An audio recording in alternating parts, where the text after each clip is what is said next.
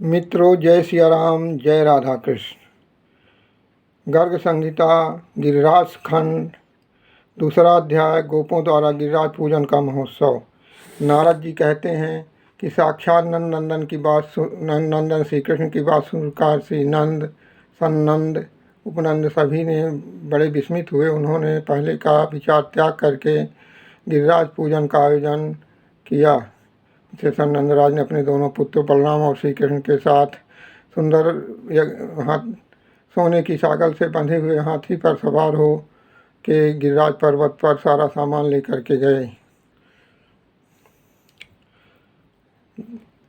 सभी नंद, उपनंद, वृषभान गण अपने पुत्रों, पोतों, पत्नियों के साथ यज्ञ का सारा सामान लेकर गिरिराज पर आ पहुँचे। उधर सहस्त्रों बालरव की दीप्त से प्रकाशित शिविका में आरूढ़ हो दिव्य वस्त्रों और रत्नमय आभूषणों से विभूषित श्री राधा जी अपनी प्रधान सखियों के साथ गोवर्धन पर्वत पर आईं। श्री राधा के दोनों बगल में अपनी विभिन्न अलंकारों से अलंकृत करोड़ों सखियों से आवृत दो सर्वश्रेष्ठ चंद्रमुखी सखियाँ ललिता और विशाखा चमक डुलाती हुई आईं। इसी प्रकार रमा, बिरजा, माधवी, माया, यमुना, गंगा आदि 32 सखियाँ, 8 सखियाँ, 16 सखियाँ, उनके सबके यूथ में सम्मिलित असंख्य सखियाँ वहाँ आईं। मिथिला निवासिनी, कौशल प्रदेश निवासिनी, अयोध्यापुर निवासिनी, सुतरूपा, ऋषरूपा, यज्ञ सीता स्वरूपा तथा वनवासिनी योग गोपियों का समुदाय भी वहाँ आया। रामा, वैकुंठवासिनी देवियाँ सभी वहाँ पर आईं। बालक, युवक और वृद्ध गोप भी पीतंबर, पगड़ी और मोरपंख से मंडित तथा सुंदर हार, गुंजा और बनमालों से विभूषित हो नूतन एष्टि और वेणु लिए वहाँ पर आकर शोभा पाने लगे। मेरे मुख से गिरिराज गोवर्धन की बात सुन करके गंगाधर शिव मस्तक पर जटाजूट बांधे, हाथ में कपाल लिए, अंगों में चिता भस्म लगा के सर्पों की माला और कंगनों से विभूषित भांग, धतूरा और विष पीकर मत हुए कि राजकुमारी उमा के साथ आदिवाहन नंदीश्वर में आरूढ़ हो वहाँ पर पधारे।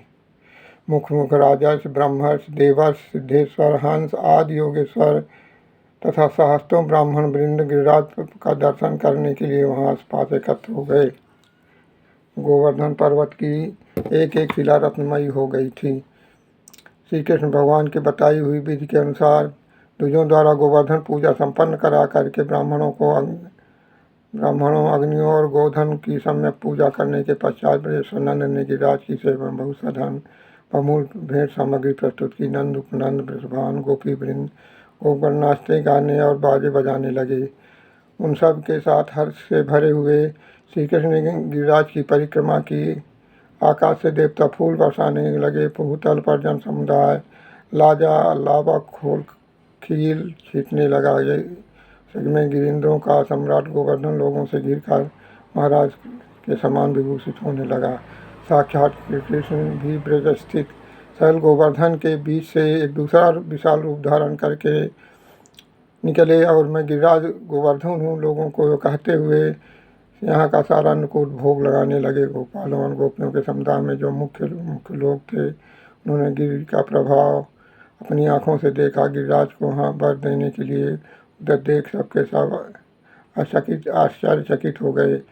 उस समय गोपों ने कहा, हे प्रभु, आज हमने जान लिया है कि आप साक्षात गिरिराज देवता हैं। नंदन ने हमें आपके दर्शन करा दिए, ये बहुत है। आपकी कृपा से हमारा गोधन और बंधु वर्ग प्रतिदिन इस भूतल पर वृद्धि करे।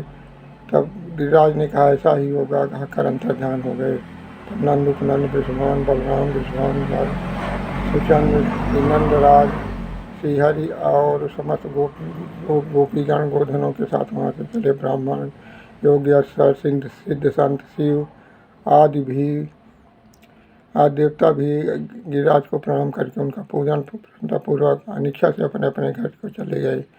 यह पावन प्रसंग बड़े बड़े पापों को हर लेने वाला है। श्री हरि शरणम, श्री शिव शरणम से अगले भाग में। धन्यवाद।